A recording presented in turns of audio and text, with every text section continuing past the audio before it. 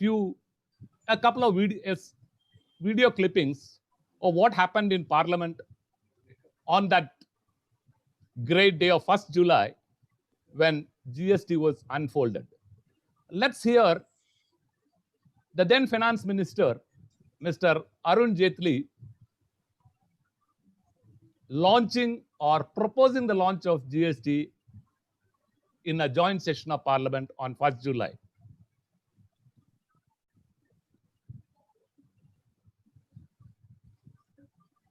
Yes, Shikhar, you can start. We are in the process of making history with the launch of the Goods and Services Tax. At the midnight hour, we will be launching one of India's biggest and most ambitious tax and economic reforms in history. The GST may be a destination tax, but for India, it will begin altogether a new journey. It's a journey where India will awake to limitless possibilities, to expand its economic horizons and loftier political visions. Should I play the second one? Yeah, that was the then Finance Minister, Mr. Arun Jaitley. Now we'll hear the then and now Prime Minister, Mr. Narendra Modi. Shikhar, play the PM's video. भले कहता हो कि goods and service tax, लेकिन हकीकत में ये good and simple tax है। और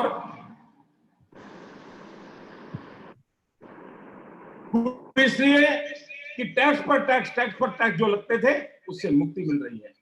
सिंपल इसलिए है कि पूरे देश में एक ही फॉर्म होगा, एक ही व्यवस्था होगी और उसी व्यवस्था से चलने वाला है और इसलिए उससे हमें आगे बढ़ाना है। मैं आज इस अवसर पर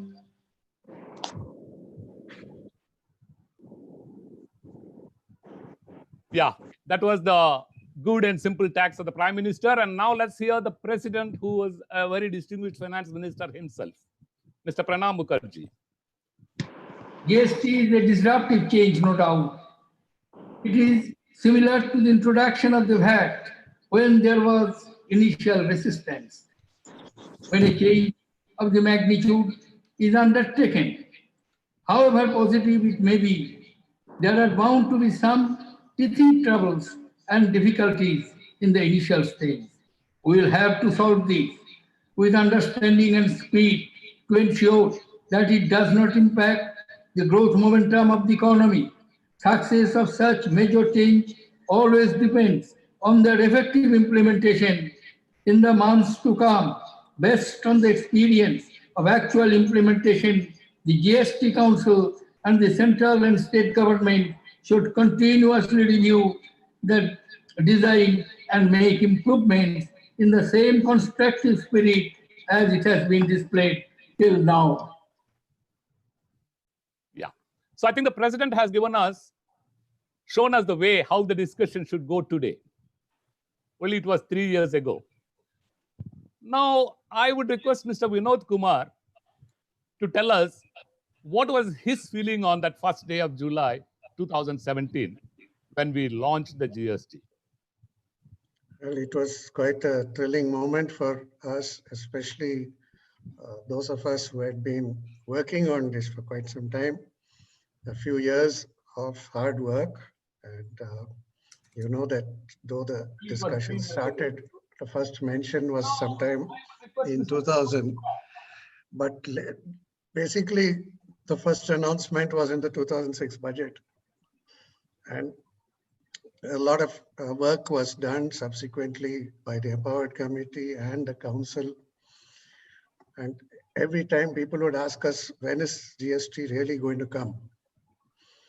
So when you saw it coming into existence at midnight, it was something very satisfying for most of us to see it come into reality, all the discussions of it, so many stakeholders that went on for 2 or 3 years, to see that coming into force, to see this system starting. We all knew it's not going to be an easy job, but we had to start it somewhere, and it started after so many years. It was definitely a very thrilling moment for all of us. See it come into reality, all the discussions with so many stakeholders that went on for 2 or 3 years. To see that coming into force, to see this system starting, we all knew it's not going to be any.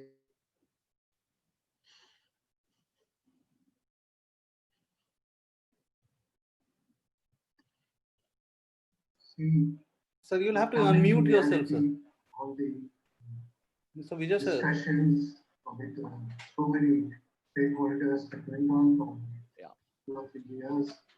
To see that coming into force, to see this. I think Yeah, it's I think we all knew it's not no, going to be. Mr. Vinod Kumar is still speaking. His voice is not no, very it's clear. a recording actually, it's some recording that's playing actually, while he was speaking. I think you can continue now, sir. Yeah. Okay. Can you hear me now? Okay. Yes, sir. Mr. Vinod Kumar. That's all. So what I was trying to say is that it was something that all of us felt very happy to see it coming into force. And I think you heard the words of the President and the Prime Minister and the 10FM who worked with us very closely on this entire scheme. So at midnight when it was inaugurated, we all did feel very happy about it. And it's something that we can't forget. Great, sir. Wonderful. The feeling of being present at the time of creation. But then, sir, were you really afraid that you are jumping into some unknown thing which you couldn't fathom? I don't think so. One is, as I mentioned earlier, this was something that had been discussed for quite some time. It's not that it was 1 year or 2 years. It started, if you take Mr. Chidambaram's budget speech, it was 2006. So it was thought over for quite some time, and we are not new to it. There were probably more than 160 countries which have this in force. And what little I know, I don't think except for 1 or 2 odd countries like Malaysia, which went back more because of political reasons than economic reasons.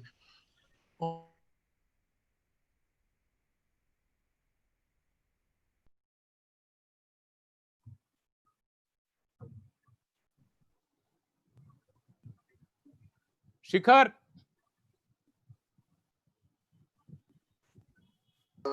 There's some technical issue actually, he's Okay, fine. recorded. Except for I think you muted everybody. which went back more because of political reasons than economic reasons. I think let's hear out the recording. Now I think it should be okay.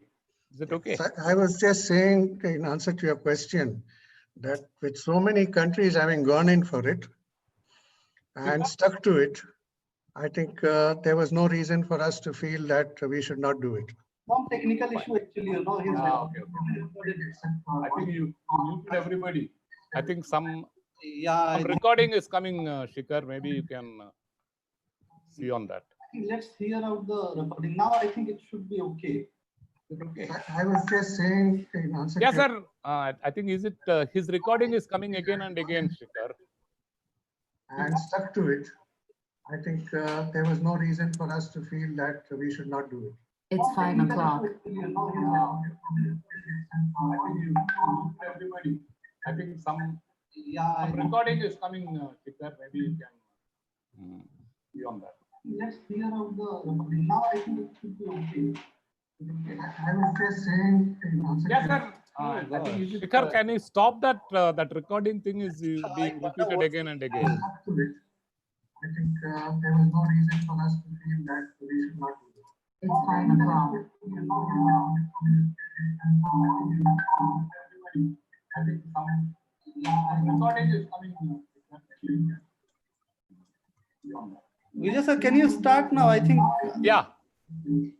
But is it over? But some recording is still coming. I think. Anyway, thank you. Thank you, sir. Due to some technical problems, we could hear you again and again. Okay. for instance, there are models like the Canadian one where there are provinces, there is a central government. It's quite similar to ours, so there was no need to have any apprehensions. And I think the last 3 years have shown that there was no need for so much of apprehension. There are issues, no doubt about it. But by and large, I think what has been done has stabilized, and what you got to look at now is building up further on it. By and large, I think what has been done has stabilized, and what you got to look at now is building up further on it. By and large, I think what has been done has stabilized, and what you want to look at now is building up further. By and large, I think what has been done. Mr. Vijay Kumar, there is some suggestion on chat box that both Yeah, that, Zoom and YouTube are on. We Yes. can Somewhere. switch off YouTube. No, I have stopped the recording actually. Yeah. Some glitch with the Zoom server, I believe. Yeah, okay. And he says it's because it's in China. And we should be grateful that this is one of the apps which was not banned yesterday, so that we could meet today, in spite of the server being in China. Sir, we started a column called ST Se GST Tak on the 6th of August of 2007, hoping that GST would come in a year or two. And what a great stress was it for us to run that column for 10 years before GST actually came. And our column, this ST Se GST Tak, the first few episodes were created by one of your famous predecessors, Mr. Gautam Bhattacharya, who was the JSTRU at that time. And finally, we could see GST through. Now, Mr. Raghuraman, could you tell us what was your feeling on the 1st of July 2017? How did you visualize GST to be? To tell you the truth, I was addressing a national seminar at the Institute of Chartered Accountants, which was being telecast through the country. And I was talking about GST only. Okay. So it was an extremely happy moment for me, and the Bangalore branch had chosen me to address on this aspect of GST. I felt, that it is a landmark decision that was taken by the government. The present dispensation has to be given a lot of credit for subsuming several indirect taxes and putting it into one tax. Whether it is how simple, how complex it is, we will, look at it further. But the very fact that we got states to agree, very fact that we got 17 cesses removed and several other acts combined into one act, that is no mean achievement.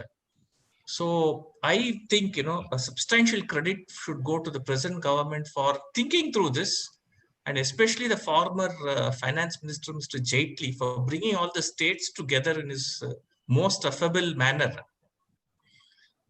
Without this, it would have been very difficult for us to go through with this reform. I felt, finally, what I felt was that this is one reform that is going to stay for quite some time. And I don't think, given our attitude towards change in general, we are going to change this very quickly. Like we don't have any political compulsions to change this. So I have a feeling that this is a good step taken 3 years back. And I feel that this legislation will go from strength to strength. There are some issues here and there, but it's a good step it's a step in the right direction. So you are happy. Fine. That's I'm very happy. And I hope you are still happy. I'm very happy still. Wow, because I'm hopeful. Wonderful. Wonderful. Let's hear Mr. Rajendra Kumar. What do you say? Thank you very much, sir. In fact, my engagement with the OECD for about now a decade or so, and continuously interacting with the members of the technical advisory group and about 100 regulators and lawmakers of different countries. Whenever we used to have meetings, I used to be questioned as to India is such a vast, diverse country with so much of differences in terms of education, in terms of business patterns, in terms of models, etc. And we are just looking at your country as to how are you going to implement this particular tax, which even Europe is not able to come to a conclusion even till now. And India being a country larger than Europe in terms of size and in terms of everything. But then when it happened on 1st of July 2017, I was very much proud. I felt very proud about my country, and then rest is history. More of this, I'll come back to you a little while later when I will share with you some of my experiences after 2017, when I met many of these regulators and lawmakers and tax consultants at the OECD. In fact, Mr. Vinod Kumar very well knows India's engagement, India's deep engagement at the Working Party 9, and India being a steering committee member of the Working Party 9, and the fruits are there for all of us to see now. Thank you very much. So what was the foreigners' perception of India's launching this great GST? Oh, What did you wow. find? Wow, that was, oh my God, what is this? Superb you have done. You have shown, a federal country has shown a way to the world that how GST could be implemented in a federal country like India with almost 2 layers of government. Also, all of them were surprised, and they continue to be in surprise even till today, believe me. Thank you very much. Great, wonderful. Yes, Mr. Puneet Bansal, what do you have to say? So, sir, as a citizen of a country, I was really proud that both center and state can come together. I see India more like a European Union where 30 or 40 countries are together, and they can come together and have a single legislation, both in terms of substantive law, compliance law, rates, etc., throughout the country. So as a citizen of the country, it was a very proud moment. As a professional, it was a very exciting moment because in '99, when I started my career, I saw MODVAT and then service tax gradually growing. Then 2004, we saw service tax credits being available, negative list coming. So it was altogether a new legislation coming. And as a legal professional, whenever new legislation comes, it brings its own interpretation, intellectual stimulations, opportunities, etc. So I was very excited. But yes, there was some bit of fear in the mind also that if it is actually a simple tax, so will the legal practice scope itself will reduce in times to come or not? So yes, there was a bit of fear as well. Okay. But the fears are unfounded, no? Yeah. So in 3 months' time, I realized that those fears were unfounded. Yeah. Would my interveners would like to intervene? Mr. Sridhar, you have something to say? Mr. Sridhar, can you hear me? I think he has some technical issue, but yeah, maybe. So you can intervene. Yes, briefly, I would like to share the sentiment of all the distinguished panelists here. In fact, as you rightly said, the GST column and my excitement about GST was no less great than others. In fact, I just thought of a new exciting subject, to write about. And then I started, in fact, writing on GST. And I find that, the other day I was just looking at the number of GST articles, and I have ended up, counting about 250 to 300 articles on GST alone, since 2007, as Mr. Vinod Kumar said, that 2006 budget speech, immediately after Mr. Chidambaram, that triggered that, that what is this new system? Then I started looking at the GST in other countries, and particularly the countries having federal structure.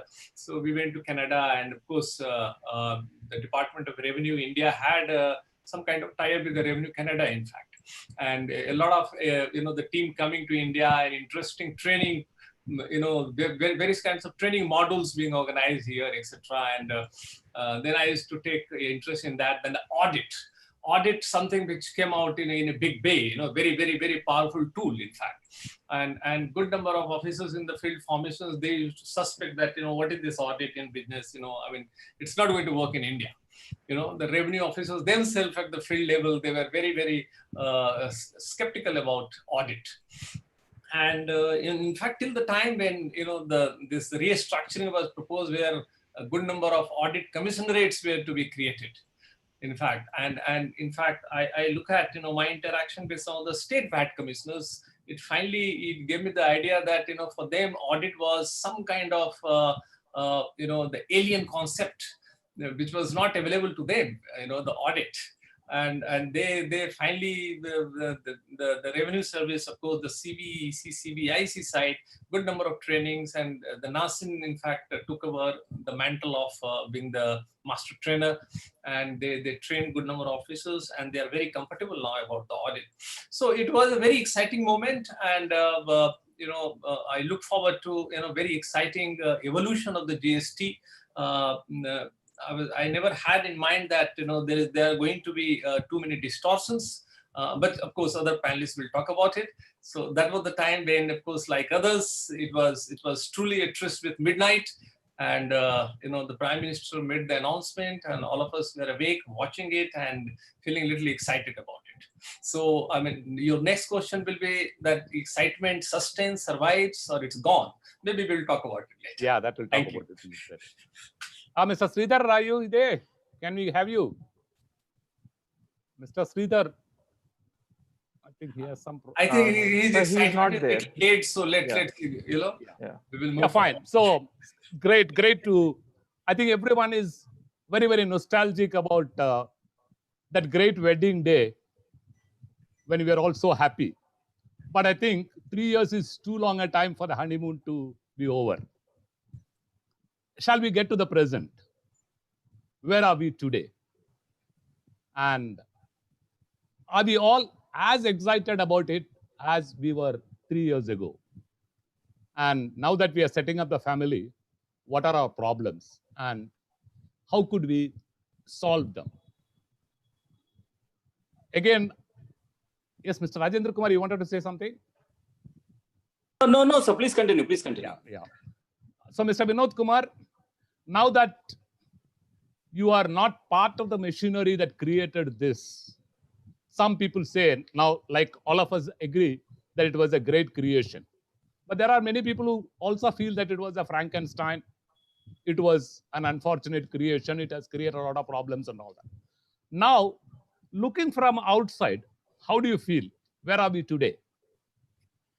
See, first thing, we have now experienced or seen the system working for the last 3 years. As Mr. Rajendra Kumar said, a lot of people did not believe that so many state governments, central government, union territories, so many stakeholders involved in it, apart from the trade and industry and the taxpayers themselves, could actually make this a system that would run and sustain.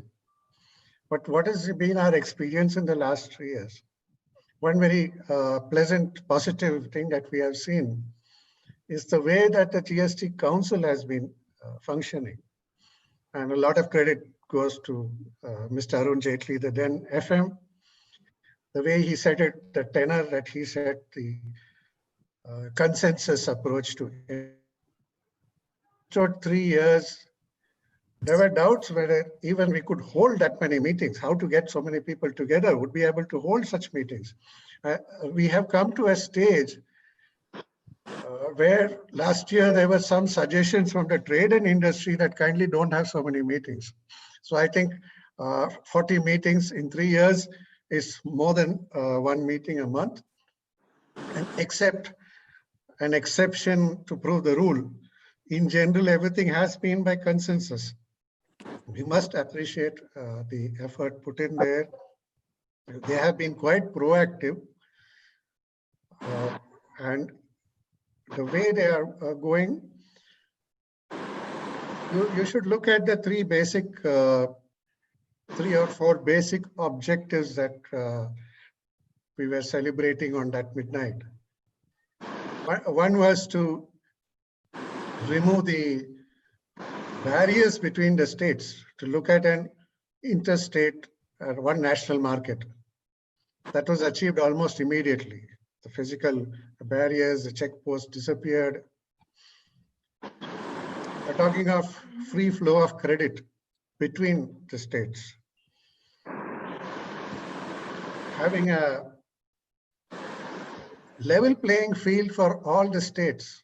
Today, nobody looks at projects in a state or investment in a state depending on the local tax treatment as far as indirect taxes are concerned. They look at other logistics factors, which was not the case earlier.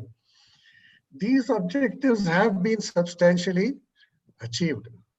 The problems that we are having are quite different. The problems that we are facing today are related to the compliance burden, are related to the system of returns, the system of compliances, how to make things, the ease of doing business better. That's a slogan that is being used very often today. There's no doubt there's a lot of work to be done on that. But if you say that, have we achieved some of the objectives which were set out in the beginning? Yes, we have. The system is working. The center-state equation, which was there, again, that a lot of talk was there. I think there are no issues on that. We got to look in the next 1 or 2 years what we can do to one. I would put it in two different baskets. In one basket, you can think of broadening the GST to bring in the non-GST items, or to change the rate structure. A lot of talk about why not have a single rate. Yes, we would all love to have a single rate. To what extent is that possible today? That's having there's a different view on that because of recent events, because of the slowdown in the economy, and now made worse by the pandemic that we are grappling with. That's one aspect to it. Can we bring in petroleum at such a stage? If petroleum comes into GST, it would be a perfect, the credit stream would be perfect. But can we do it today? That's another issue. The second basket is where we're looking at what are the issues that the taxpayers are facing because of the compliance burden, because of network issues. These are the issues where I think right now the council should start looking at more intensively, try to improve that system, to encourage voluntary tax compliance. After all, the end result is voluntary tax compliance. I think even the Honorable PM in just a few minutes back, we're thanking the taxpayers. I think it's more the need today for us to get compliant taxpayers because the nation needs them, and that's the state we are in. So this foundation is strong, and what we're looking is how to streamline further, how to make the rest of it fit into what was the grand design that we had for GST. Good, great, sir. Thank you. I think, yes, you find the checkposts have gone, the GST Council is working. Though Mr. Jaitley still is not around, still I think consensus, they are making efforts to have consensus, and hopefully petroleum will come into this net maybe after these difficult periods pass. Mr. Sridhar, we were waiting for you. We couldn't get you. Yeah, because of the bad connection. I think I heard the first round comments also. I think there's no need to go back to that. I think in terms of the future that lies ahead, I think it would still lie with GST 3.0. And as Mr. Vinod Kumar said, if you put it into two baskets, I think I would divide the two baskets into three baskets, I would say. Keeping aside what can come into GST, the rates would be one basket. Second is we can divide the second basket into two things. perhaps there are a lot of low-hanging fruits that can be done for the trade and industry. One, that has to be attended by, say, March or April 21, after we go out of the effect of the pandemic. And GST 3.0 stage 2 can take up issues which are far-reaching in nature and which can think of, the next generation reforms. For example, today, there's one standard example. We were having so much of discussion about the new return system and the uploading of invoices. Now this system was supposed to start somewhere around September 2020. Looking at the pandemic, that has to go towards September 2021, for all you know. So I think the low-hanging fruits are due in April 2020, which I think looks at a lot of measures. For example, out of that basket, the biggest thing that I can think of, because I was a representative of the trade and industry who came into the press the last 1 year after retirement, I personally feel that the government should look at ITC in a wholesome manner. The way we have looked at ITC, whether it is from 1985 till 2004 or post 2004, still there is an element of discussion on many issues. If we can make this more seamless, I think it would really help, and that should be in the first basket of measures. The second basket can come later on. Okay, fine. I think this ITC is a very important aspect that you're talking about. I find that maybe officers like Mr. Vinod Kumar would not like to give ITC, and trade representatives like Mr. Sridhar would always like to have ITC. In fact, very recently the board issued a circular or an advisory on how to fight the cases in the high courts on the transitional credit, where the board has been very, very clearly hammering that credit is not your vested right. It is my mercy. Do you think this ITC is a major impediment to a good and simple tax? What would Mr. Puneet say? He has been litigating, I think, all these things quite a lot. So, sir, one of the major objectives from the government side was that cascading effect of taxes will be removed. There'll be seamless flow of credits. I think that was the underlying objective due to which we moved to GST. So I see there are two aspects to it. So one, there were taxes which were not creditable, like entry tax, CST, all those things have gone. So the industry saved from cost of those taxes. The second aspect is the taxes which are still levied.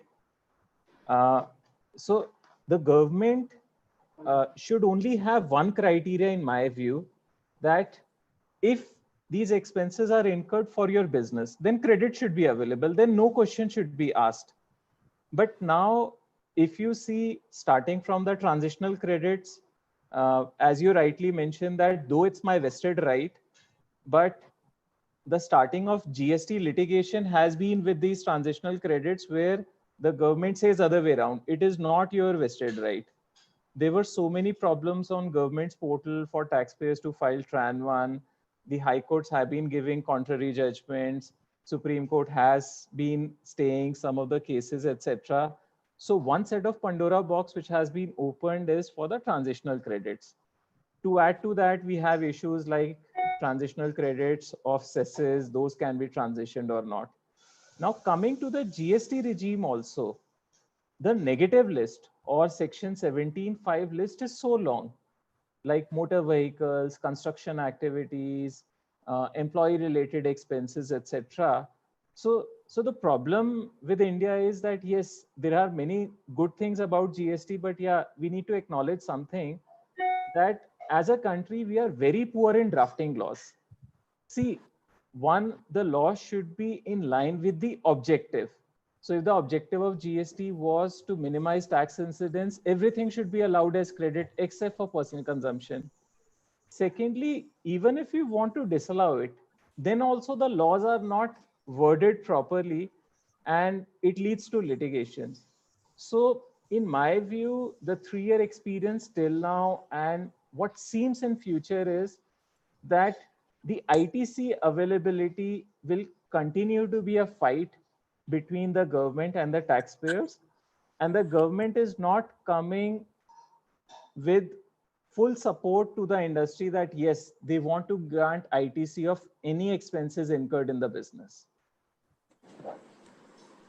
Yes, Puneetji, you have raised some very, very important issues.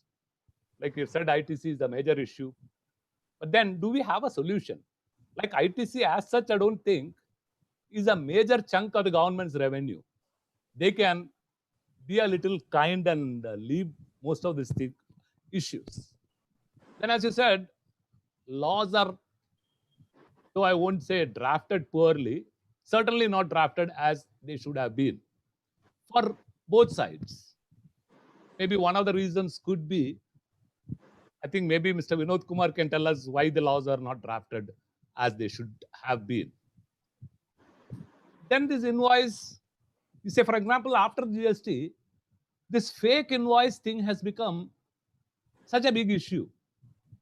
Maybe 1 or 2% of the trade would indulge in these fake invoices. And that is big news. And fake invoices have come because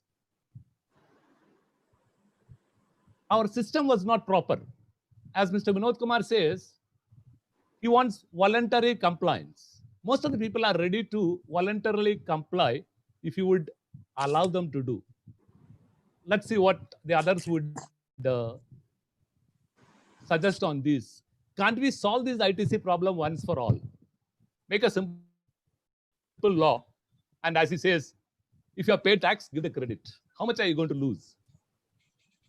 Can that be done? What does Mr. Raghuraman say? Yeah. Mr. Sridhar, you wanted to say something? No, I was just wanting to not only the one aspect of 17, even the future aspect of creation of factories, which I think maybe Puneet was in a hurry to not to mention this. See, I would say, for example, creation of factory buildings. What crime does factory buildings do to the creation of productive processes that it is being denied credits? And factory buildings, we are in the 3rd anniversary of our GST. Is it not time to look at the low-hanging fruit in these kind of areas? I think I would just want to add supplement to what Puneet said.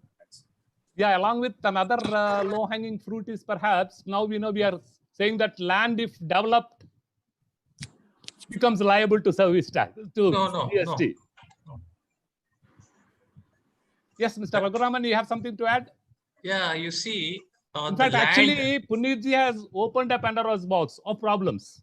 Very simply, he has mentioned 1 or 2 aspects which are real problems and which I think people like Mr. Vinod Kumar should find solutions to very easily. It's not difficult. And they're not going to lose a lot of money. Yes, Mr. Raghuraman. Sir, if you look at it, the free flow of credit, as they call it, or avoiding the cascading effect of taxes, comes in the Constitution Amendment Bill. If you see the trans one directive given by the CBIC or circular, as they call it, it does not even acknowledge the Constitution Amendment Bill at all.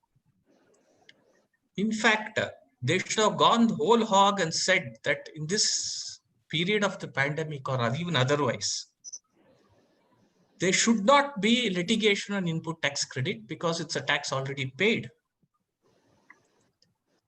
This is one thing which the government has failed to do, not from, say, I've been fighting input tax credit matters from 1990. I have not seen a change in the mindset of the people who administer the tax. It has nothing to do with the tax legislation, because if you see, you please look at the UK VAT 1994, there are also restrictions in input tax credit there. It's how you administer the tax that it is important. And some of these provisions like factory building credit not giving, or works contract not giving the credit and expecting people to, what does it do? Let me look at it this way. What does it do? It artificially stops the credit flow. And credit flow, as Mr. Vijay Kumar, you said, may not be important for the government, but it's very important for the industry because it goes straight into his profit and loss. If you deny him credit, his profit is gone. If you want industries to be set up, you want world-class facilities to come up in India, then you have to provide a law that will be administered properly and you will be allowed credit. The amount of litigation that I've probably faced in input tax credit is a maximum which could have been faced. Starting from the invoice regime when it was introduced in the 1990s up to now. You look at Trans 1, you just look at the logic of the Trans 1 matters. For the items that are in stock, you're collecting GST. Without fail, you've collected GST in the last 3 years. How can you deny the credit? There is no rationale.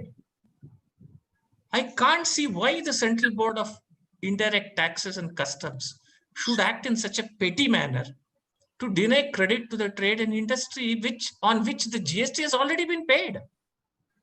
I failed to understand this move. You want to fight on section 16 matters or 17 matters of interpretation, please do it. We can fight that out. But not matters on which you collected GST on the output product and you're denying him the carry forward of the credit. It's very petty-minded if you ask me. I can't think of a better terminology than that. That is one. And then you look at the other objective, free flow of credit. I'll give you a simple example. You are a businessman, you go and stay in a hotel in Kerala from Delhi. And you come back after taking the bill. You can't take the credit. Even in service tax, you could take the credit across the country. But in GST, you can't take even the CGST credit across the country. I mean, this is something, the government will have to address. Otherwise, you can talk a lot of things about businesses coming away from China and coming up in India. But it's not going to be that easy unless, you have people who administer the tax should be more friendly. Then you also said that the check posts have been removed. You're having mobile vans now, my dear. You see the number of 129 cases that are coming up in high courts. Please see. It is an abject shame. I'm telling you, you can't run the legislation like this, where every other day you don't know where you're going to be interrupted. I understand fully well that if you don't carry e-way bill, you have to be punished. There's no doubt about it.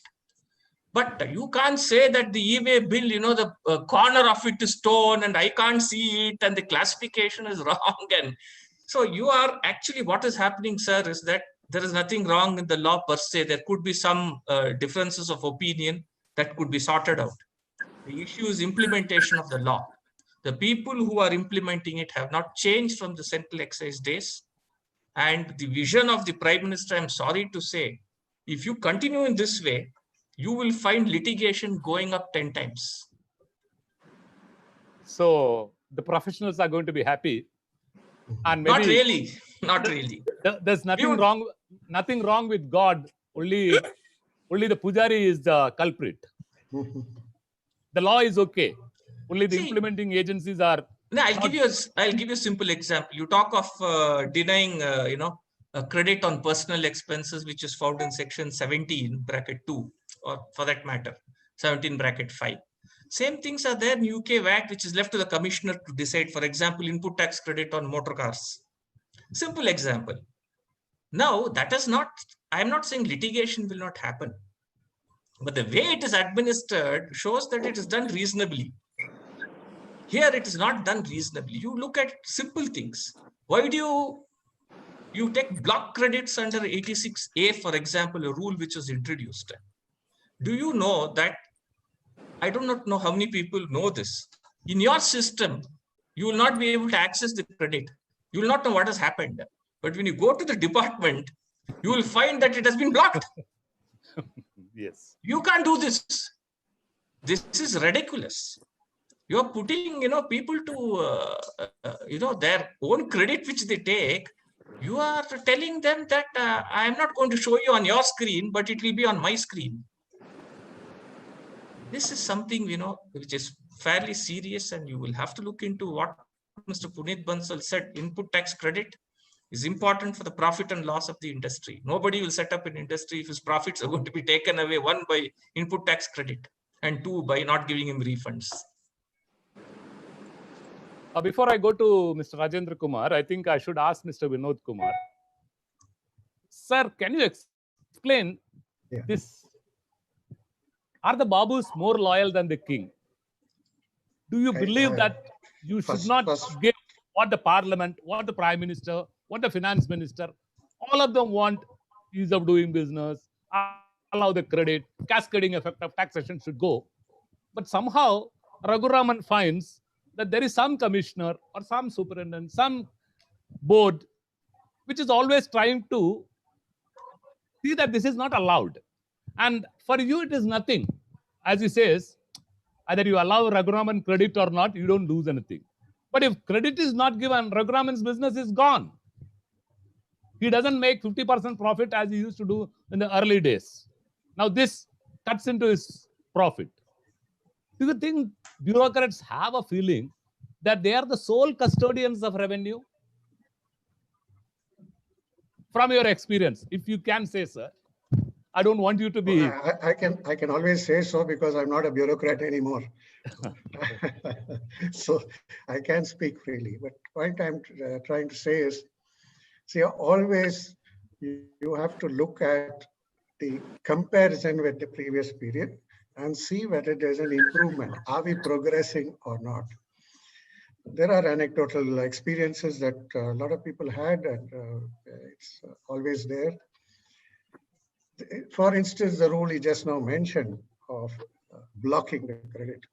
It was never there in the plan. We never designed, that was not part of the GST design. Why did it come in? It came in because of the misuse, because of the fake invoices. And fake invoices, believe me, is not a small issue. There were quite substantial amounts of revenue involved. The system couldn't cope with the matching.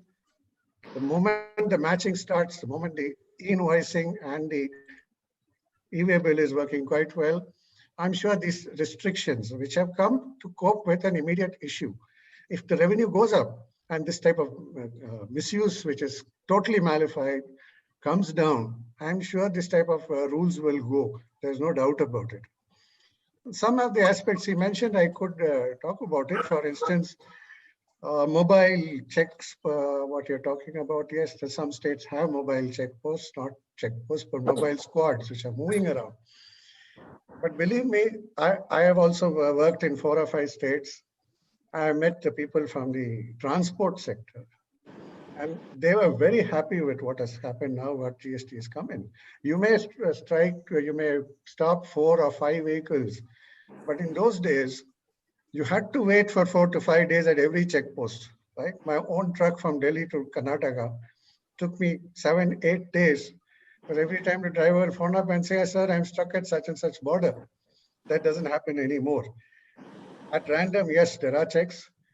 And there may be some, the discretion is not used properly. Yes, the government has to take a view on that.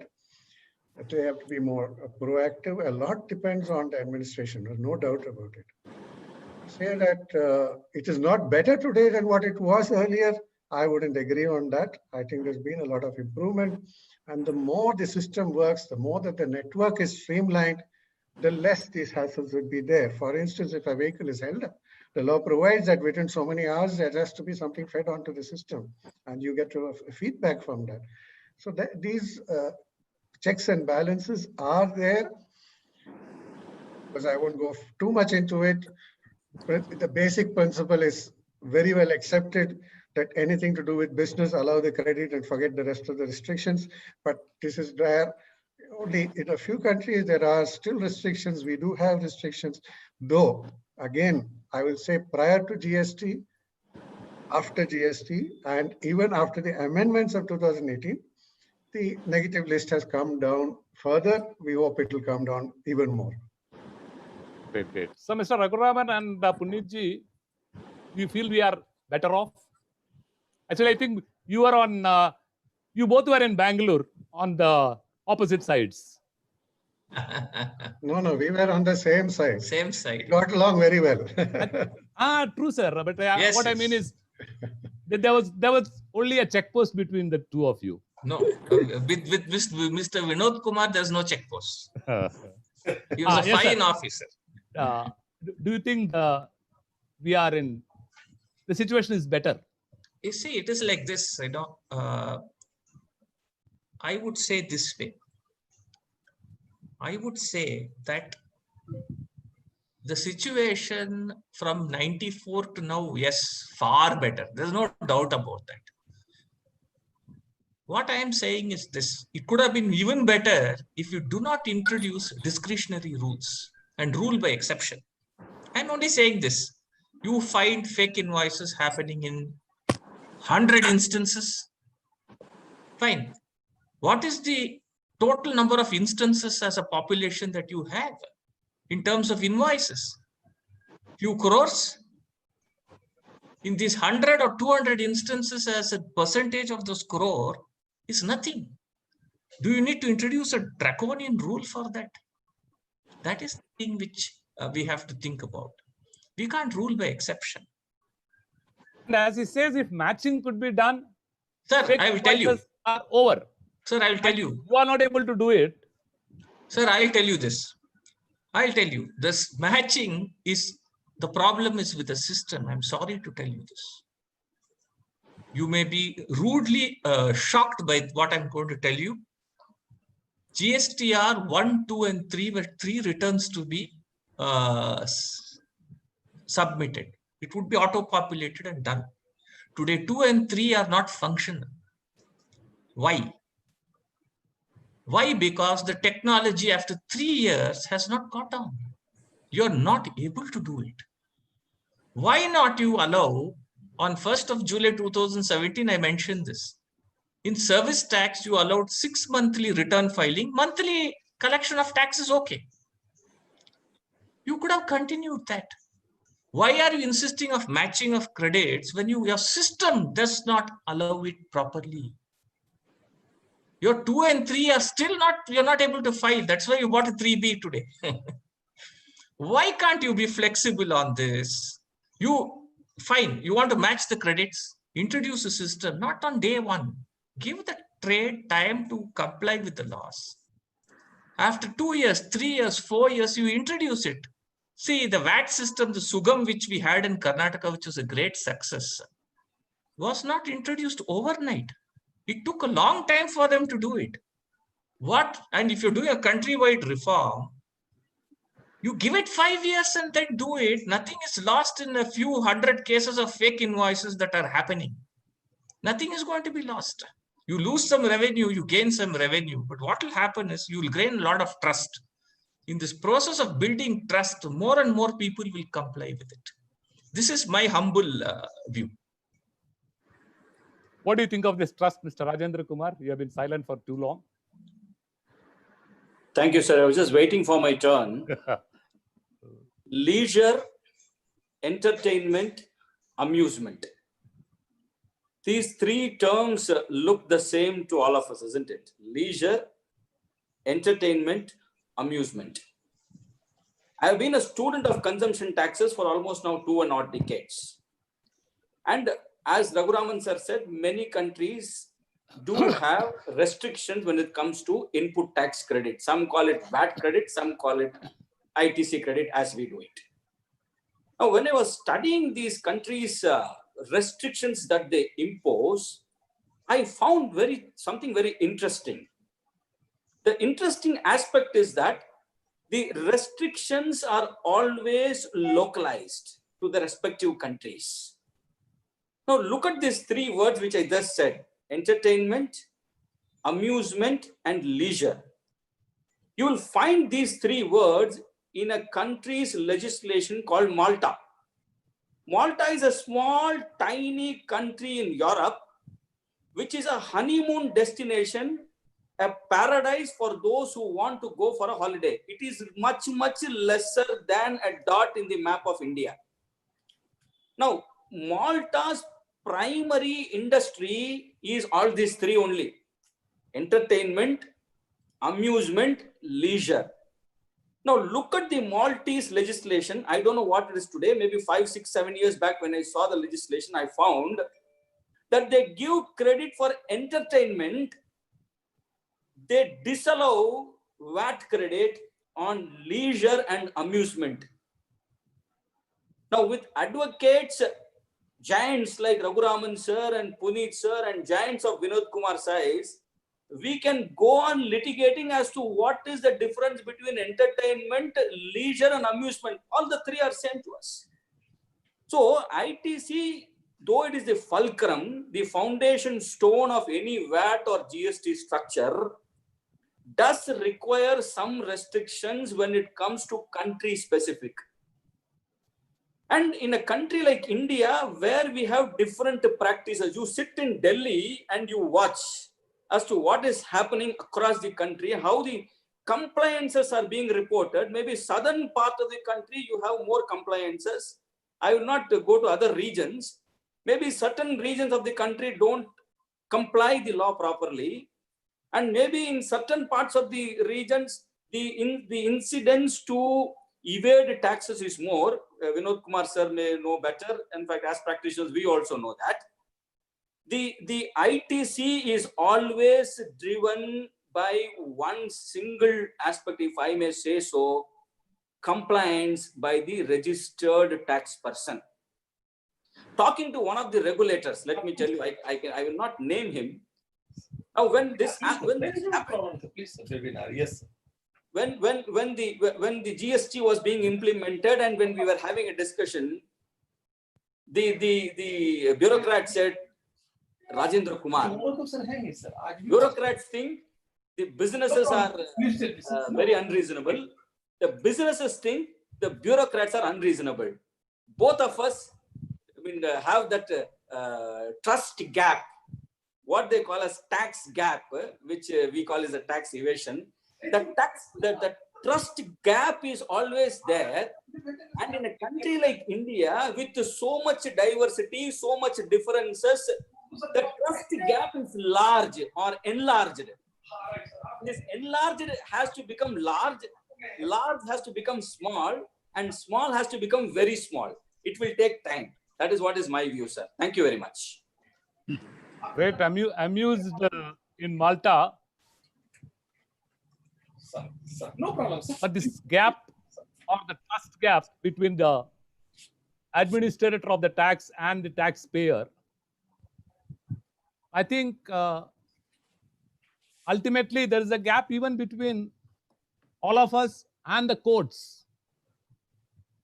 The judiciary also is totally confused about GST. And they are made to give orders on such a confused subject. Have we made litigation more confusing in GST? What would be your opinions? Yes, sir. Mr. Sridhar. See, actually, we have made litigation more confused in GST because I would say if you see the last 3 years' performance and what should be done for the future. This is one of TIOL's earliest presentations up to last week also. We said this National Authority for Advance Ruling, which the provisions which were brought in have not been given effect to. Correct. That is one of the major things that needs to be done. So with so many parallel advance rulings, different Sir, if I may interrupt you for a second. So you're talking about the National Appellate Authority for Advance. Absolutely. I'm talking about the National Appellate Authority, which has not been given effect. Just a small question, sir. Do you think there are any contradictory opinions about with two appellate authorities for this National Appellate Authority to decide? No, not on that. But otherwise, generally all appellate authorities don't agree on many issues. Now, the point is with this background, must there not be, if you really look at litigation, because the last 20 minutes we spent on trust gap and litigation.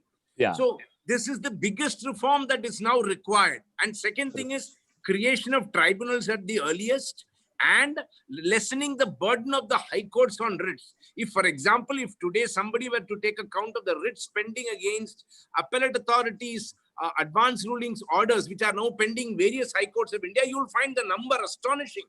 Point is, people have rushed because there is no other forum for them to go. Now, if we are supposed to reduce litigation, either we look at We look at a nice third party sitting down in the system to say that, no, this is the way it should be handled. That is one way of looking at it, reforming the system. Or otherwise, look at the National Appellate Authority in a faster process so that it is put up and therefore disputes are reduced, and perhaps at least some sort of a via media application of justice is applicable to people so quickly. Because otherwise, at this rate, if you go, you will find writ courts will stand up and start telling the government that how much more on GST can we handle sitting here. There has to be a limit. Yeah, correct. Can Punitji, you wanted to say something? Yes, Can I add yes, Mr. Vijay Kumar. Yeah, please, please. Punitji. Yeah. So, if we see till now, there are three types of litigations which are taking place. So one are Tran 1 related disputes about transitional credits.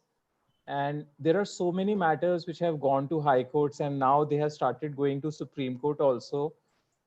Just because there is a big gap between the taxpayer and the revenue, that the revenue does not treat old credits as a vested right of the taxpayer.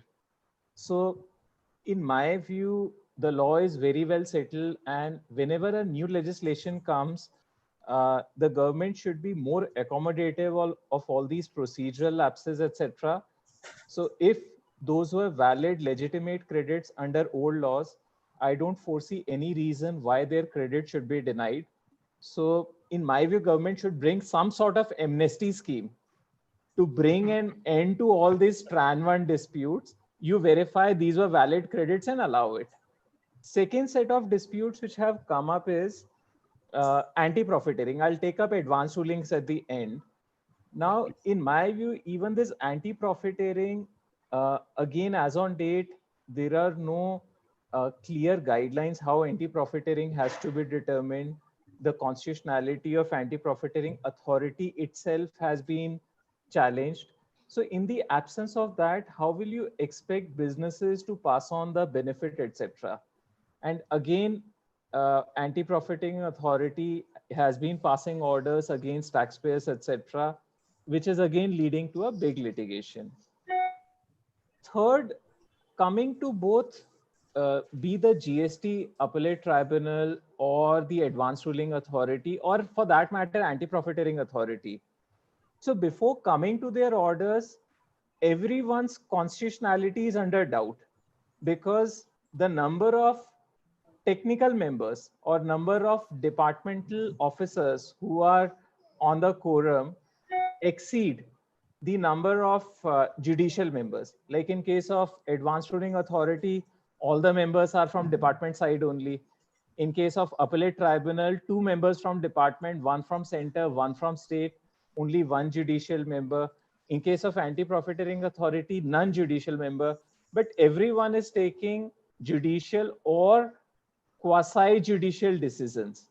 So that's why, because the composition at first place is not right, you cannot expect a fair or reasonable judgments from them.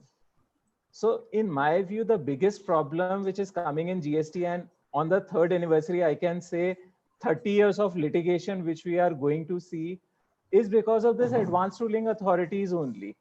They are passing orders left, right, and center without having any judicious approach. Only the revenue is in consideration. If it relates to credit, disallow the credit. If it relates to rate of tax, apply highest rate of tax.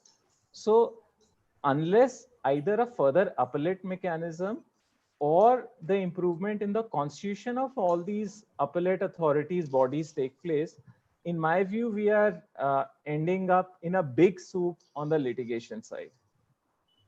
Would you suggest winding up of these 2 authorities? Oh, that I have been saying for very long. Ruling. Yeah, that I have been saying for very long. The day the government stops it, it will be good for it only. Yeah. Sir, I would, Mr. Just one intervention, only for a minute. Please. Sir, the only other country which has this anti-profiteering authority is Australia.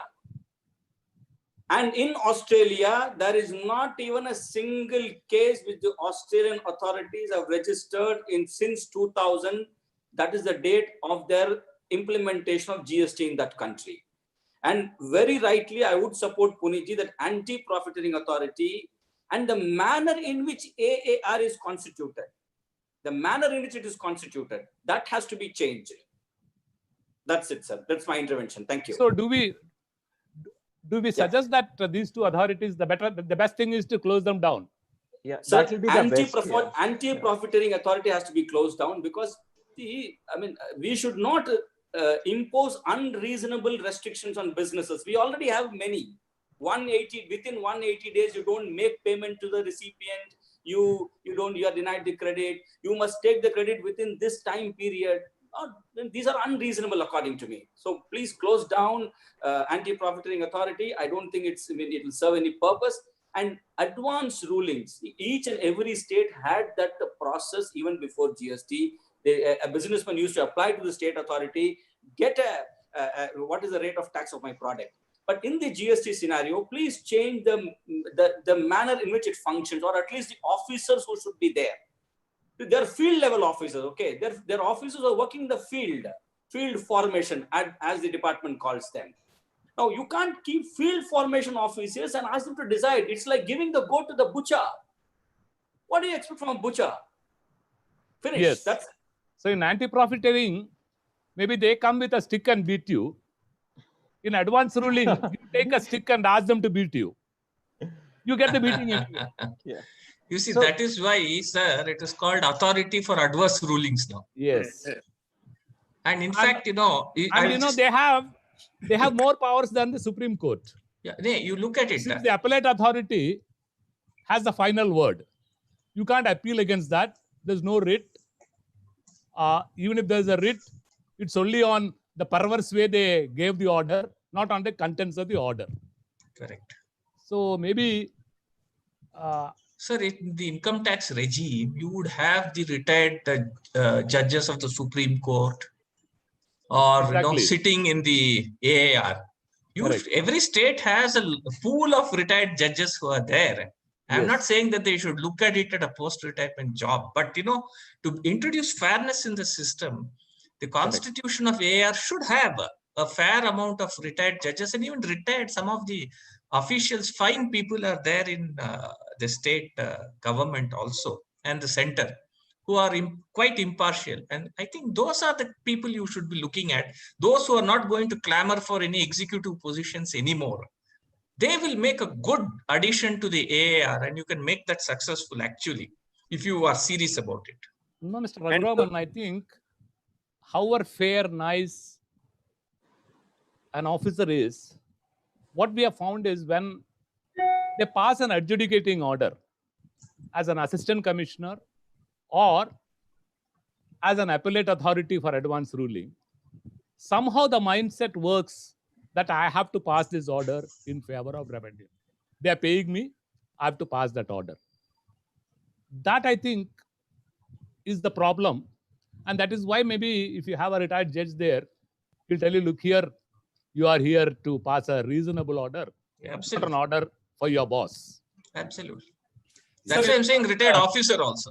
Yes. Retired officer yes. also will In help. fact, I mean, I'm tempted Subject to to say the some of the best officers in the department, they are otherwise very, very fair, very reasonable. But once they sit as an adjudicator, the whole mindset changes.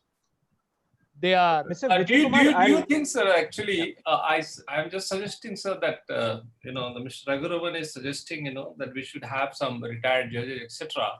If the government thinks that that's an expensive affair, hiring too many, retired judges, and in terms of infrastructure, etc., maybe, sir, they could consider the minimum is to change that name of the authority for advance ruling as authority to advance litigation. That is the minimum they can do. Perhaps that is what they're doing actually. you mean to say change in nomenclature will Will create do a for change some in time. attitude? At least the taxpayers will be satisfied that we are going to authority which promotes or advances litigation. So from there we will go to High Court or whatever. At least they will not have the hope. No, but I think there is, with Mr. Vinod Kumar agreeing or having the last word, I would say, Sir, the consensus is these two authorities have caused more damage than good. It would be good if the government winds them up, closes the shop, and as Mr. Shailendra says, we can save a few pennies also. Don't have these officers. Nothing, heavens are not going to fall if these officers are locked up. Maybe the consultants, the practitioners may lose a little money, but that is good contribution to the country. What do you say, Mr. Manoj Kumar?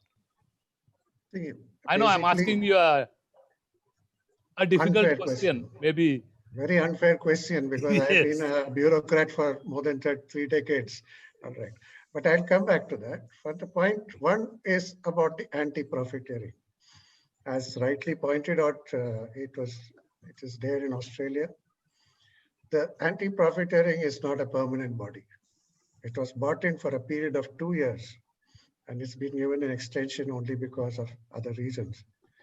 When you have such substantial reductions in rate of tax from 28% to 18%, basically the anti-profiting authority was brought in to ensure that there's no undue benefit, there's no profiteering, there's no inflation. These were the issues. It is not a permanent body. So let's accept that it's not going to be a permanent issue. As far as advance ruling is concerned, I think before GST came, advance ruling was there in the CBIC, but it was there at a very high level, very senior officers. In the states, it was already there, and that is at a lower level. That has been continued in the. Yes, there is a need for a higher level body and across states. So the issue today is that the ARs in different states are taking different views. Probably one of the issues, I've seen some issues where one AR is very liberal and the neighboring state AR is totally negative. So what we require is a type of an authority which has jurisdiction over more than one state. And that is what government is doing, planning.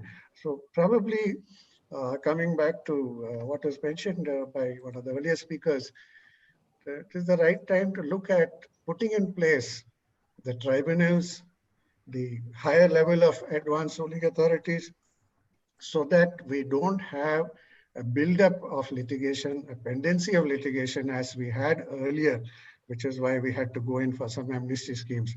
I would not say that in GST, definitely we're too early to go in for amnesty, and that's far too early. I remember the first time probably in Central Excise, we went in for something, Kar Vivad Samadhan scheme sometime in 1998 or 97. 3 years is too short to go in for an amnesty. I would rather put in place these grievance redressal mechanisms which take care of many of the issues which have been mentioned. The faster that is done, the better. Thank you, sir. That's, I think as you rightly mentioned, the AAR in the pre-GST regime at the central level was headed by a retired Supreme Court judge. And the member was a retired, serving board member ranked officer. And the state VAT AARs were by additional commissioners. You clubbed these two and you made 2 joint commissioners as the lower level and 2 chief commissioners at the higher level. Totally forgot the judge. Even when the judge was like one, Justice Subramaniam, Balasubramaniam was the chairman of the AAR. He once ruled that all my judgments can be appealed only in the Supreme Court. Some High Court said, no, nothing doing. You may be a retired Supreme Court judge, but we have control over all of the authorities under us. Correct. So the disputes, I mean, we had such. But then I think as what Puneet suggested of an amnesty scheme, sir, it's better that we have an amnesty scheme as early as possible and clear all the cobwebs and dust so that we can start on a better scale. Should we wait for 30 years before we pile up cases and disputes all over the country, and maybe Rajendra Kumar willing all over the world? Because now our GST is also global. So maybe that scheme is, I think, long overdue. 3 years is good enough, sir. Yes, Mr. Sridhar, you want your... Yeah, what I was wanting to say is that, Ibai, The National Appellate Authority for Advanced Rulings, as Vinod Kumar also said, would be definitely the right opening, at least to reduce some element of the disputes between two authorities. That is one. Secondly, with regard to the future would be that the suggestion for appointing High Court judges and at various states, and perhaps introducing more non-officers in all the panels, in all the advanced ruling panels throughout the country, would be the definite answer to this problem. Because you cannot say that you close this advanced ruling mechanism as a process, because it's now too late to close, because there's so many people who have committed onto it. The government is committed onto it. At least as it's not as simple as the anti-price mechanism authority. So therefore, I think looking at the future of advanced ruling, a reform is more needed rather than doing away with the authority. That's where the difference is. Okay. Shailendra, you were saying something? No, fine. I mean, Okay, what fine. Mr. Sridhar says is fine. Yeah, I think now we should look to the future. Although some of the issues we were discussing all this while were our thoughts to the future. But what should we do from tomorrow? What should be the GST? Not 3.0 as Mr. Sridhar says. What would be 4.0? What would be the GST in 2021 July? And maybe we have problems like COVID and China. Taking that also into consideration, how are we going to? GST is a fact. We can't wish it away. We'll have to live with it. How are we going to live with it? How should we live it? I would request the panelists to offer their suggestions. So there are two areas which I thought you should look at. One which I find is that the GST laws are an amalgam of the state VAT laws, the excise, the customs, and the service tax. Now, the state officers do not know your adjudication procedure. They only know an assessment procedure. And your central officers do not know assessment procedures. They only know the adjudication procedures. Correct. Now, what you need to do is, I find when I travel across states, that the state officers are not fully conversant with the structure of GST, because they have not dealt with the services aspect of it in their lifetime. So probably, the first thing that we should look at is proper training of the state officers. There are some exceptions. There are very good officers also. I'm saying in general, proper training of the state government officers is a must if you want GST implementation to succeed. That's the first point. The second point, which I have always been telling, is you should have a technology audit.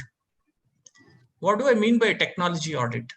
One, to find out what technology you need to have the law running as it is framed, and not making a technology and then adjusting the law to face the technology.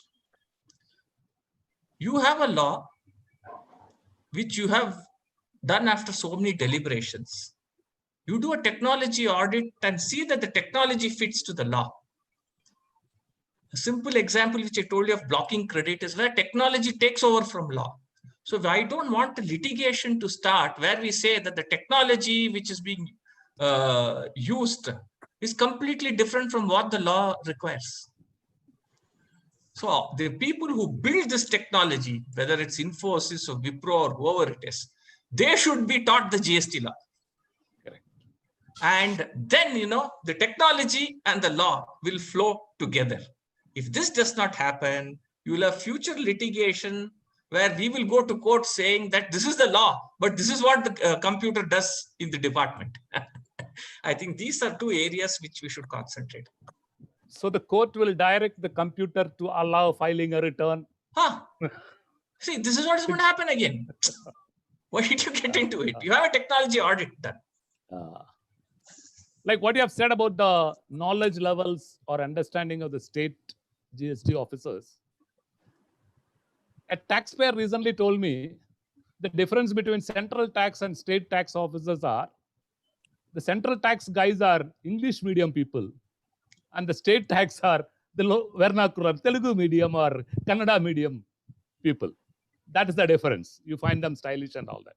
Sir, while Yeah, I yes. agree, while I agree with you on that, sometimes, I find that these vernacular people are better than the English speaking fellows. Yeah, always, yes. We are always, I find Devanagari is better than English. Absolutely. I agree with you totally, even though that's not part of the GST. Correct. Yes, sir. Anyone else? Yes, Mr. Rajendra Kumar. Punitji, एक minute. Sure, Sir, I'm going to suggest something novel. I don't know whether it can happen. Not something like COVID. No, so, no, nothing like that. I mean, I'm going to suggest something novel through TIOL, through this program. Now, why don't we think of transferring an officer of a particular state to another state? Why don't we are transferring within the state, isn't it? Now, to get that balance, to get that equity, to get the knowledge transfer, knowledge flow very easily, the state governments, of course, central government, you have transfers. The CGST officer is transferred across the country. But when it comes to states, sir, it is now time that the state governments should have also think of deputation of their officers in the SGST department for a minimum period of 5 years outside their state. An officer in the government of Tamil Nadu should be able to work in Delhi for 5 years. And I'm talking of the officer who has started his career now. About 4 or 5 years back, the government of Tamil Nadu recruited about 350 or 500 commercial tax officers, as they used to be called then. These are the officials who can be transferred. The knowledge transfer will be there. They will know what is happening across the country, etc. This is my immediate intervention to what Raghunaman sir was talking about, the language, the manner in which people know, etc. So that the diversity will be known. I mean, people will know actually what is wheat and what is rice and what is paddy. I mean, I don't say that they don't know, but then the differences, the minute differences in businesses, the officials will be able to catch. We are one country. We should certainly think about that also. This is my immediate response, sir. Thank you very much. Yes, sir. One country, one nation, one tax, but not one department. When it comes to transfer, sir, for those of you who have worked in the government will know, people are very, very touchy, fussy about transfers. And especially in the state government, you can't transfer somebody from Chennai to Mahabalipuram. He'll go to court. He'll create a strike. And if you transfer him to Chandigarh, it's finished. And then, there are all kinds of questions will be raised. I don't know Hindi, I don't know Tamil. I'm there. Those things are impossible, sir. And one of the priorities in GST perhaps was the welfare of the staff. You had to take care of the central officers and the state officers. Otherwise, perhaps we could have had one department administering the entire GST. And when the states are given their share or assured of their share of taxes, we don't need this cross authorization and things like that. But what you said is good. Maybe after 100 years, when our federalism, cooperative federalism gets more strengthened, we can have one tax, one nation, one tax, one department. Until then, sir, your Chennai officer will have to work in Chennai only. He cannot go to Bangalore. Punitji. Hello, sir. But here, sir, I'd like to intervene. Yeah, please. Yeah, please go ahead. Is very valid. GST Council has to take a view in terms of creating an all India cadre. And maybe, this looking at the state VAT authorities, the SGST authorities and central GST authorities, and maybe the customs could be perhaps, hipped off as a separate department And there can be an all India GST cadre where, this problem of, a lot of coordination issues, even intelligence sharing for that matter, even audit, and a lot of classes we do take place in terms of, enforcing the laws or administration part. Maybe that can be done away with, sir.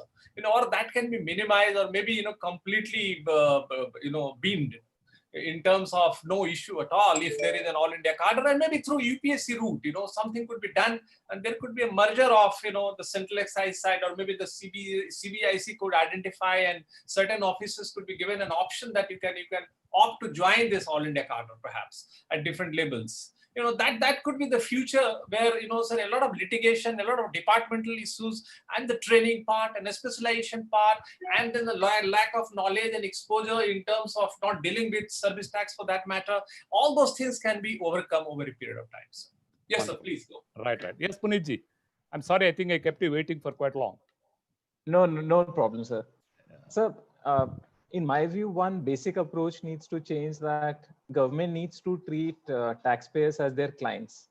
So they need to treat them as a hen which lays golden eggs and not like their enemies. So in my view, there are a lot of interpretation issues which have come up in GST, starting from Tran 1. We have basic issues like whether paratha is a bread or not, what should be the rate of tax on popcorn, which have come in last couple of weeks only.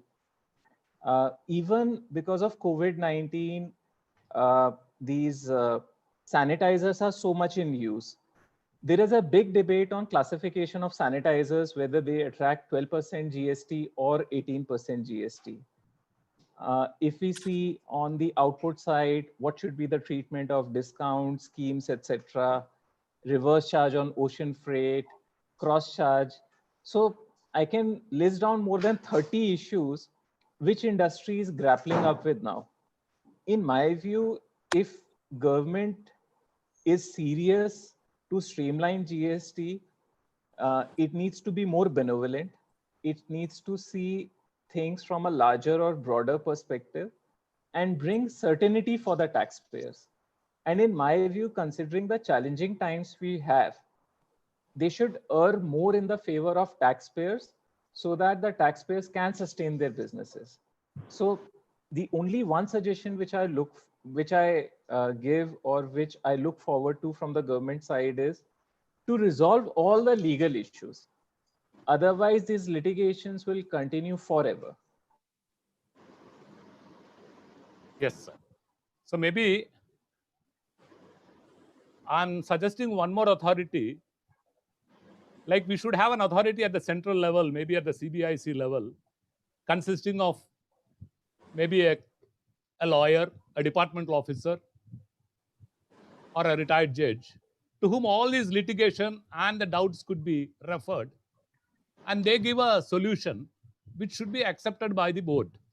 If that is possible, maybe, as you said, a lot of this litigation could be avoided in future.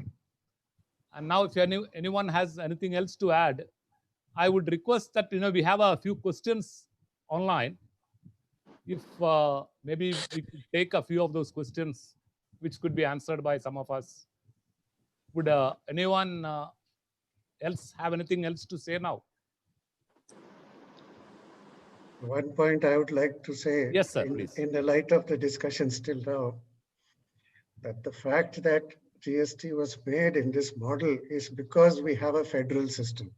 You cannot cross that border. Let's accept that framework is the federal framework. So when the issue of transferring and this and that comes up, I have worked in more than one state. I have interacted with officers from various states and VAT officers in the process of working towards GST.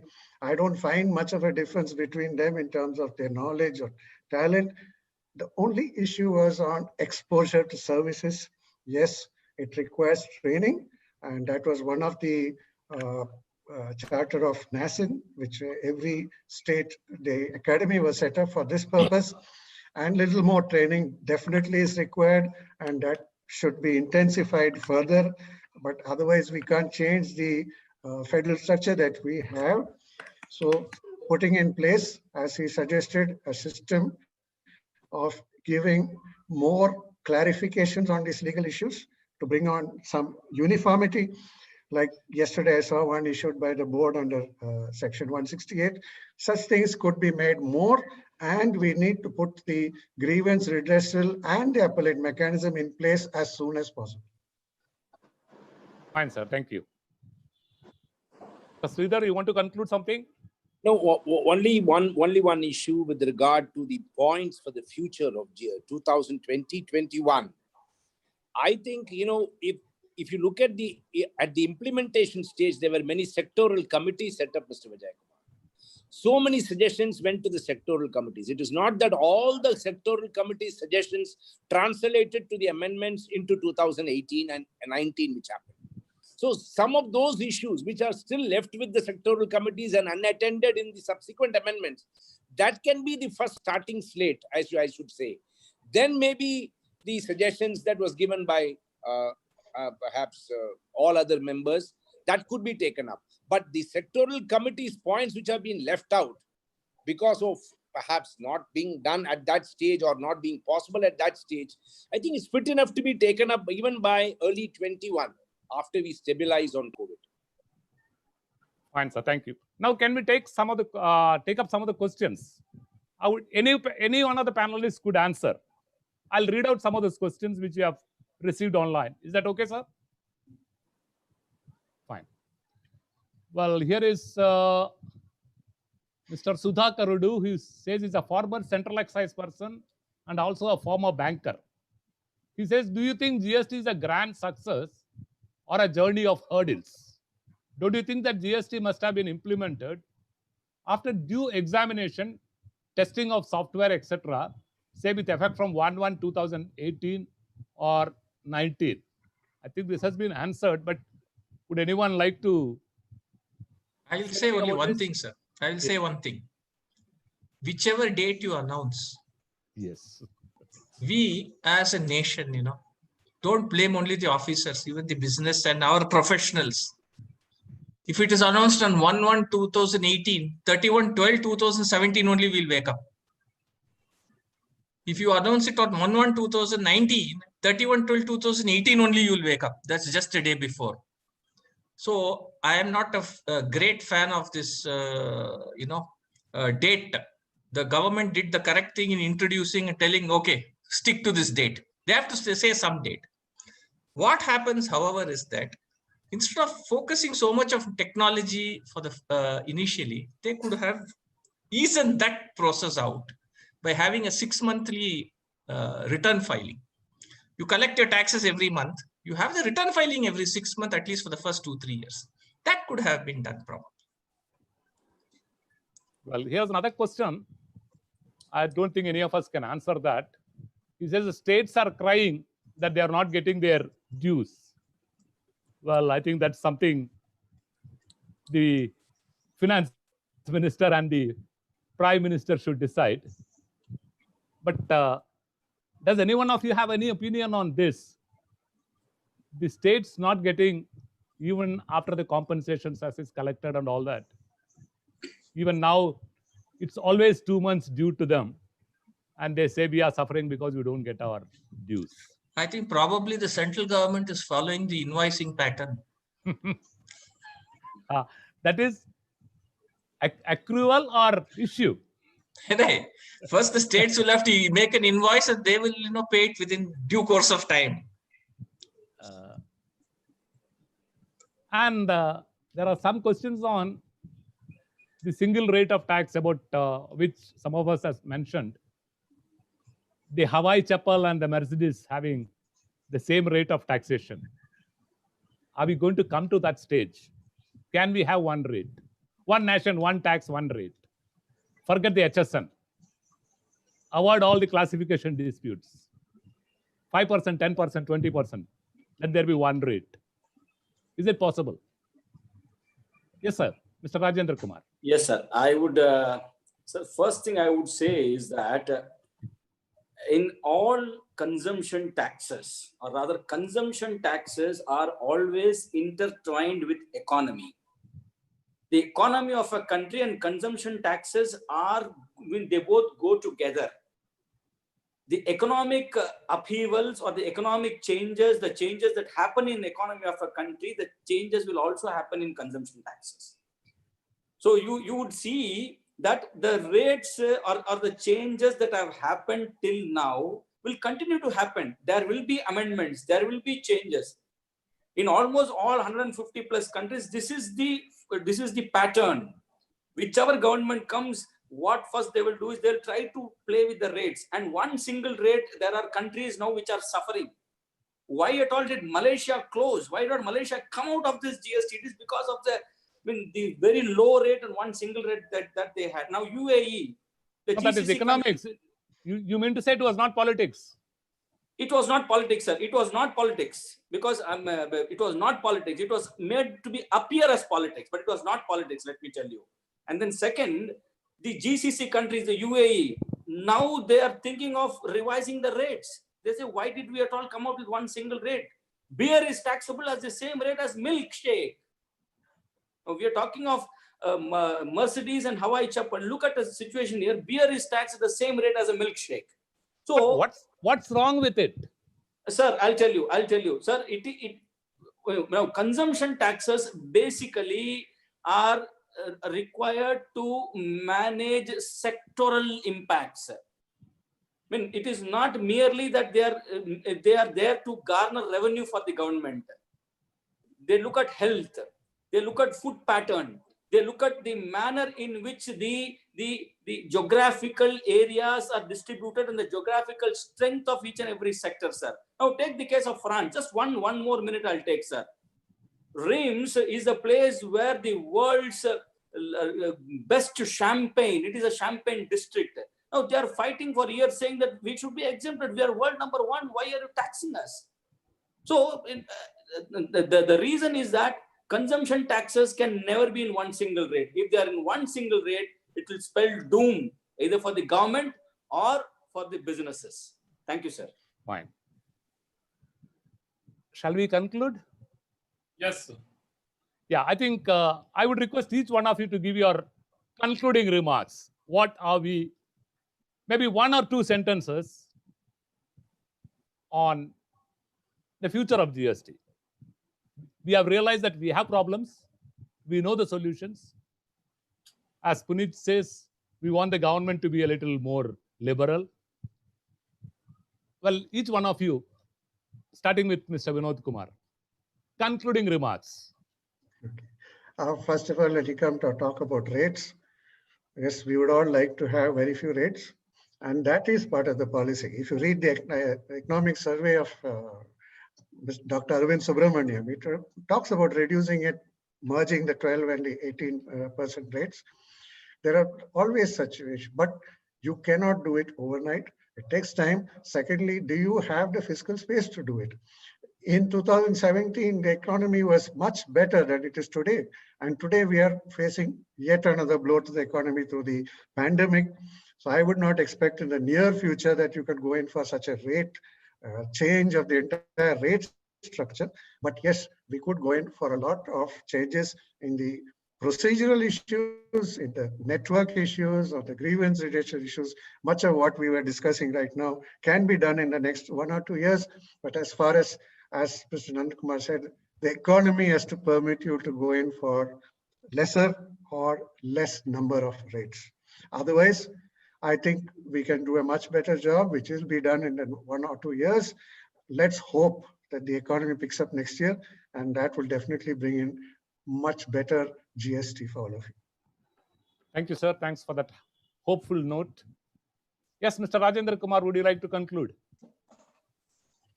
Sir, yes, sir. Thank you very much. Very briefly, no amusement. Very briefly, only 1 minute. Only no 1 amusement, minute. no leisure. Only 1 minute. It is only entertainment, sir. Thank you. Yes. Only 1 minute. I'm very positive. We are in for good days. Thank you very much. Oh, great, sir. Great. Good days are ahead. What do you think, Mr. Raghuraman? हम होंगे कामयाब. What does that mean in Kannada? No, हम होंगे कामयाब. Fine, great. Thank you. Yes, Puneet. Sir, while we can be optimistic, but considering government support to industry during this COVID-19, which has been hardly anything except for small taxpayers, 2 weeks extension, government has not done anything at all. So while I would really want that things should settle clear, etc., but considering the present government, their attitude, etc., I am started becoming pessimistic. कामयाब नहीं, lawyers होंगे कामयाब. Ah, great. That's it. Now, a quick response to that, Mr. Raghuram. You see, Raghuraman. if lawyers are successful, the judiciary is successful, the government is also successful. I tell you why. The Income Tax Act was amended so many times because of litigation. So this GST law will settle because of litigation, not otherwise. You're going to fight out the cases and settle the law. So I think still I hold with the statement, when I said hum honge kamyab, I meant all of us. Okay. I think when GST was introduced, they used to preach that it's going to be a win-win-win situation. Yes, for all. Win for the taxpayers, win for the government, win for the people, but certainly not win for Puneet and Raghuraman. But now we are also included into that. Yeah, we are very much part of the system, sir. No, as a separate basket, where Mr. Sridhar would put you in a separate basket of the system. No, I don't want to be in that separate basket. I'll tell you why. You improve the law to reach a state where you reach it if you can. So I don't. So your point is, before we have the best of GST, we have to make some of the lawyers very rich. No, many of the lawyers very rich. Yes. Okay. Yes, Mr. Sridhar. Yeah, Keep I think smiling and smiling into future. Yeah, we end with a positive note. We are very confident that the CBIC and the GST Council at large will perhaps look into what is required for GST 3.0 and GST 4, as you correctly said, in 2021. And we are very confident that then the coming year, maybe after November of 2020, once the pandemic settles down, will definitely usher a better GST, and it will help both the trade, the industry, and the government to secure revenue and development for the society as large. Thank you. Yes, Shailendra ji. Yes, sir. So I think, I share the sentiment of, all the distinguished panelists, and I hope so that, the government ultimately, because what I feel is that the stage at which the economy stands today, the crossroads, and what it needs today is a massive kick of good demand. And the demand basically is linked to consumption. And consumption has a direct nexus with GST. So I feel that the government needs to take a fresh look at the GST rates and identify all those items of mass consumptions and maybe even middle class consumption, if not the luxury immediately. And the demand part has to be, repaired in a big way, because that is badly injured. And post-COVID, I feel that, the economy is going to come back on its own feet only if the consumption is taken care of. And consumption can be partly taken care of through the fiscal tools, and GST is one of them. And I sincerely and very optimistically hope that GST Council will certainly apply its mind and do something positive. Great. Thank you. So I think that was wonderful. If maybe the finance minister or some of the revenue authorities were listening to us, I'm sure a lot of good things would come. It was so nice to have such distinguished panelists, and we had certainly more of sense than sound. Even Mr. Puneet stating that he wished the government should do more was so low in decibels. Let's hope the government should do its part, and there's a lot to be done by the government. And if they do it with a sense of proportion, that taxpayers are not their enemies. Taxpayers are here for the country as much as they are. And if that happens, maybe, Mr. Sridhar, we will meet in GST 4.0, all smiling. Thank you, ladies. Thank you, gentlemen. Thank you very much. was very nice of having you all here. with Thank me. you. Thank you. Thank you, sir. Thank you all. Thank you. Thanks for the Thank honor. you. Thanks a everyone. lot. Thanks to TIOL. Thanks a lot. Thank you, sir. Bye-bye. Bye-bye. You all is obliged to you all. Thank you. Thank you, sir. Bye. Yes, certainly, sir. Thank you, Puneet. Thank you. Bye-bye. Thank you. Bye-bye. See you, Shailendra. Bye-bye. Bye-bye. Bye. Shikhar, where are you? I'm just closing down the app. Yeah. Yeah. Thank you so much, sir. Right. Thank you, Shikhar. It was good. Thank you. You managed the glitches much better than the GSTN. I think I was the source of the glitch, I believe, you know. It was, Yeah, I think somebody wrote to you, know, that you should. yeah. So I could, maybe he must have experienced this before. Yeah. No. It was my son who sent you that message.